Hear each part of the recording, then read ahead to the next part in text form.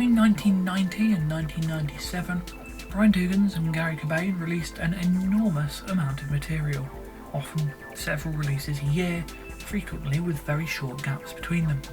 There was then a very long gap, with more infrequent releases in the first half of the 2000s, but a significant pickup in release frequency starting with 2007.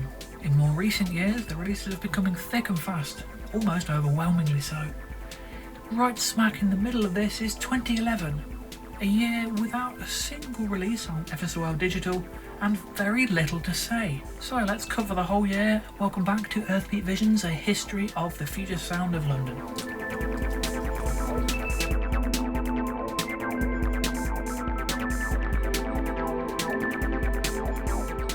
And we start this brief look at 2011 with Mental Cube Q.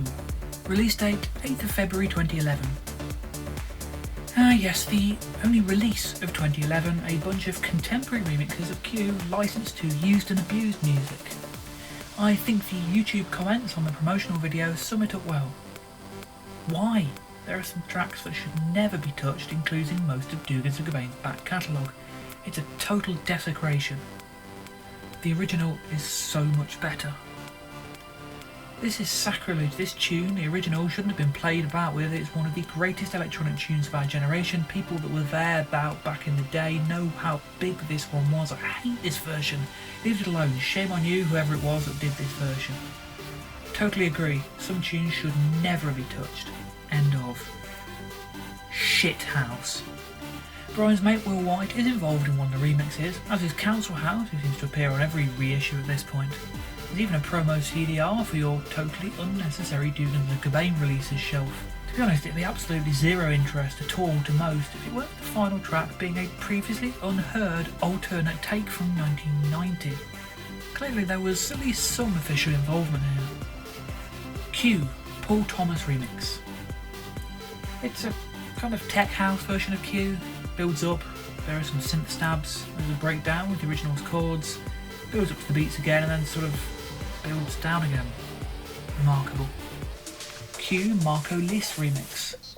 Another modern dance mix that's basically completely its own track other than using the Q chords during the breakdown in the middle. Pointless. Q 8-Ball remix. Same kind of thing as the previous two, only with some bigger synth chords in the second half. What is point? Q Kouncilhouse remix. Offering a break from the identikit tech house of the first three remixes, Kouncilhouse turns in another breaksy drum and bass-ish version of Q that utilises the chords from the original throughout rather than just in the breakdown. There's even a pleasant counter melody in the middle and some vocal samples, while more elements of the original than just the chords are utilised in creative ways. It's not anything I'd go out of my way to listen to, but Kouncilhouse clearly has far more artistry than the generic remixes at the start of this release. Not bad. Q Will White and Lex Shellard remix. Some sort of house drum and bass crossover remix with wobbly dubstep style bass. Then there's some early 90s piano house and early hardcore breaks, along with the vocal sample most famously used in the Orb's Blue Room. It uses enough elements of the original of Q to feel like an actual remix rather than a generic track with the Q chords thrown in the middle, and goes in some pretty strange directions. Another one for the not for me but clearly some effort was actually put into it pile. Q original 1990 retake. So, where did this come from? It's a previously unheard mix of Q, apparently recorded in 1990 but left unreleased until its appearance on a largely poor remix package in 2011. It's structurally largely the same as the original but features a bunch of additional synth sounds, twinkling at 1 minute 44, plugs at 2 minute 1, squelches at 2:54, and of course the rhythm track is different. The tighter hi-hat sound gives it much more of a rigid feel. The final 40 seconds are exclusive to the track. It's far from the best version, always go with the 6-minute original, but it sort of legitimises the 2011 reissue somewhat. The Future Sound of London, Electric Brainstorms Volume 7, The Pod Room, 13th of October 2011. 2011, discounting the silent years from 98 to 2000, the quietest year in the band's history. Plenty happens surrounding the group: the announcement of the Amorphous Androgynous producing Noel Gallagher's first solo material, news of a computer game score, FSOL digital releases by Second Thought, Herd, Seafar and Cranium Pie, as well as some interesting YouTube videos. But in terms of new music, the year consisted of some largely shit remixes of Q, and in terms of material with relevance, Electric Brainstorm 7. In the new move, a YouTube video was added to promote the mix, with scratchy abstract footage and clips from the mix itself. Featuring only FSOL, aliases, FSOL digital artists and friends, the Electric Brainstorm 7 was clearly designed to bypass the licensing issues that would force the remaining mixes to be removed from the podroom, and explains why it's the only volume still for sale. With a huge amount of new FSOL material, much of it listed as Environments 4, it was such an exciting release at the time, with loads of the next album to dig our teeth into. Though Brian provided me with a track list, it remains difficult to pass to this day, especially with the huge amount of still unreleased material in the mix. It starts with layers of whispering voices saying the band's name, followed by a snippet of the intro of Room 208. Then there's plenty of atmospheric sound, synth whooshes, various field recordings, River Delta muffled in the background, spoken word and various samples, synth drones and flute melodies. I look off over the shore of my western sea, having arrived at last where I am, the circle almost circled. Facing west from California's shores, a Walt Whitman poem. Somewhere in there is the Age track Slug's Trail, my guess being the percussion track that starts around 55 seconds. Then an environmental piece from Seafar, who was the first to announce the upcoming mix a few weeks before its release. Afterwards, there's an untitled piano track from EMS Piano, a very melancholic melody that brings the EBS mix back to the more haunting vibe of earlier volumes. My guess is this is one of the Dan Pemberton collaborations. Afterwards, it's back into Environments again with guitar textures, whispered voices, bells, some sounds from Environments 1. The heavy focus on these long environmental sections is incredibly reminiscent of the 3D Headspace Tour shows, fittingly the first time since 1994 that a transmission hasn't been largely track-based. The atmosphere feels like a much more focused version of Electric Brainstorms 4, with a similarly nocturnal rural atmosphere with some creepy ritualistic vibes adding a hauntological aspect. The cover's design as an old multi-track tape box really adds to this. 3 additional images were included in the MP3 tags, each showing black and white photographs including some brutalist architecture, 1970s vehicles, a torn down building and, slightly incongruously, a modern sports car. Park's plausible plan brings things back to other artists. Park was of course the mystery third figure in the Isnis photo shoot and has been overdue a release on FSOL Digital for well over a decade now. The piece, with mumbled vocals, opens with the lyrics, "I'm on my way out for something to see to remember for the rest of my days," which appear on the mix's cover.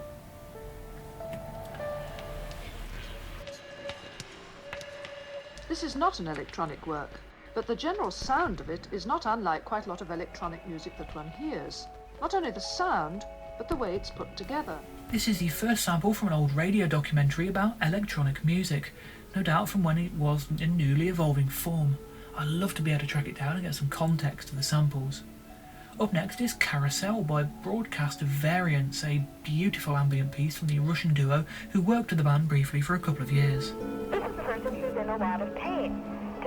I just don't understand why you would be so curious as to see if he was telling the truth or not. Who cares? He feels better. We all feel better. That's the point, isn't it? No idea about the source of this phone conversation, but it's refreshing to have so many new spoken samples in the mix. Flygon follows, at the time listed as Environments 4 material.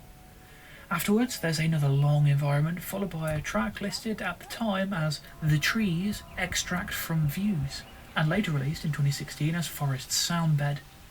It's the perfect continuation of the creepy forest atmosphere and leads seamlessly into Vast Landscape, the first full Environments 4 track in the mix.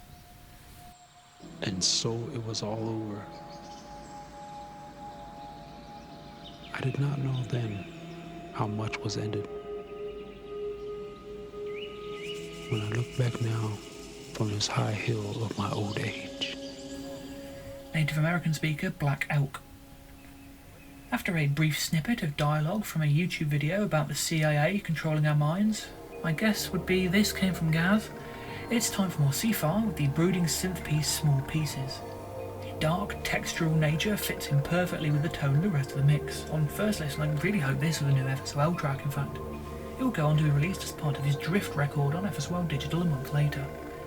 And there's still unreleased piece simply labelled as Archived 77.7.5.77 with wind-up percussion, bells and rich, thick minor key synth pads. It's followed by another run of environments with synth pads, gentle waves and some familiar reverse sounds. It's all incredibly dense and atmospheric, the most overtly ambient mix in the band's catalogue and very easy to lose yourself in. After some manic laughter, bells and metal being hit, there's a really great gamelan-esque influence at this point. It's into more environments 4 material with the opening of Sunsets. Then it's No Man's Land, listed as from Archive 1 Enhanced Edition, which is technically correct as it was used there as the outer environment hallucination.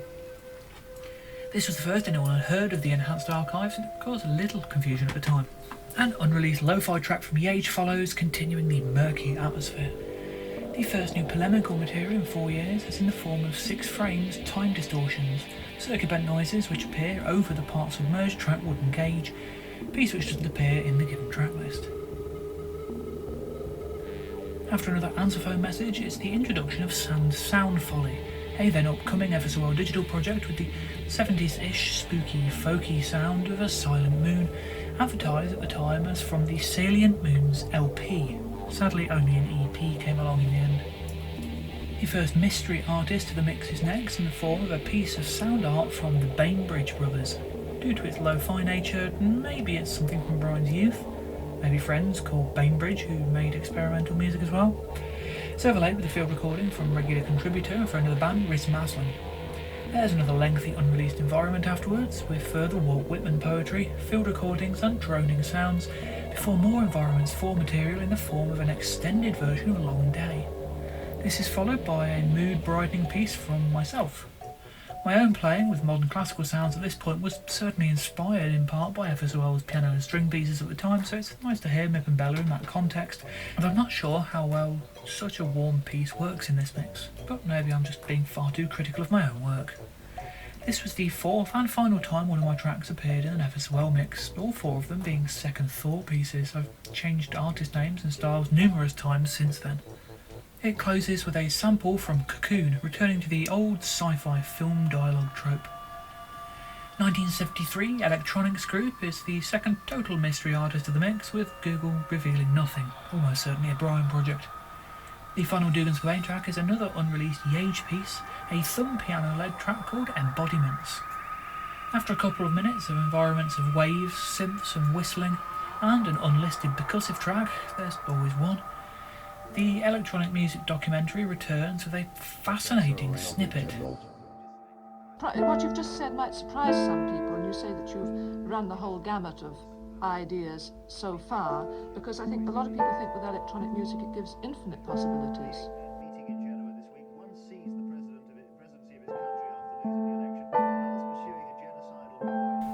With the amount of acoustic sounds present on EBS mixes and the more modern classical leaning approach of much of the band's recent music, there was a real suggestion that this quote was hinting at a much less electronic sound for FSOL in the future. The final track is an untitled Dan Pemberton piece. In Brian's words, this track was recorded on the 11th of September 2001 while watching the events unfold. The voice in the background is live from the TV on that day. The piece itself is devastatingly beautiful in its own right, and the context only makes it more so. Not only is EBS 7 my favourite electric brainstorm, it's probably my favourite mix in the entire FSOL catalogue. It barely even feels like a mix at all, blended so perfectly with so many great environments and a really consistent sound between the tracks and a really visceral atmosphere. It's so easy to get lost in. It's also probably the closest to one of the group's early ISDN transmissions that's been released in the FSOL digital era.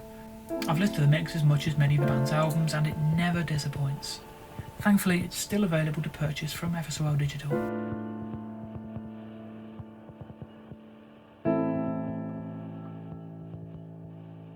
The 4th programme in the series can be heard next Monday at 10:30, when we'll be discussing the progress of electronic music in this country. Don't forget to tune in, folks. 2011 compilation tracks. Just one this year, a very odd Stakker remix. Humanoid, Stakker Humanoid, Kouncilhouse and Humanoid remix. Having already created his own remix for Your Body Subatomic, Kouncilhouse seems to have teamed together with Brian to create this very EDM-friendly stabby break remix of Stakker Humanoid. The credits certainly mention him, although it's hard to hear his influence anywhere in the track. His name isn't even spelt right in the credits, he's down as Brian Douglas. It was released on the Kouncilhouse record The Remixes. And to close out 2011, a look at a few releases put out through FSOL Digital. Second Thought, Safernoc. My first release on FSOL Digital was an album of classically infused ambient techno. I was very proud of it at the time, it really stands up well against my earlier recordings, although I can really hear the cracks today, sadly. Production sounds a bit amateurish and it's not what I would describe as a starting point album for me. There is a restructured and improved version with alternate artwork on the Second Thought Bandcamp page. It's available free and I wouldn't recommend paying for it. Heard, Tangents 41 to 47. FSOL board member Heard sent in a demo and Brian was incredibly impressed, offering to release the album on FSOL Digital. A continuation of his ongoing Tangents series, the release features 7 tracks as a single 20-minute file. Heavily atmospheric, abstract sound design inspired by FSOL's between-track environments. Cranium Pie, Mechanisms Part 1.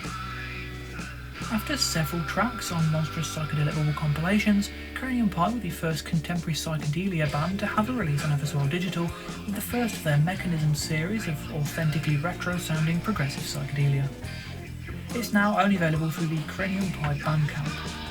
Sefar Drift.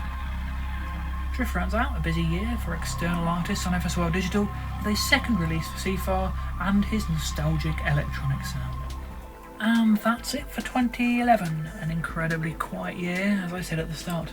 Still, I hope you enjoyed this video, I hope you enjoyed the music, do let me know, and drop me a button, press, like, share type thing, you know the deal. All the interaction really helps my channel. I'll be back next week with the first video of 2012, and quite a lot of new material in that. So I hope you join me then.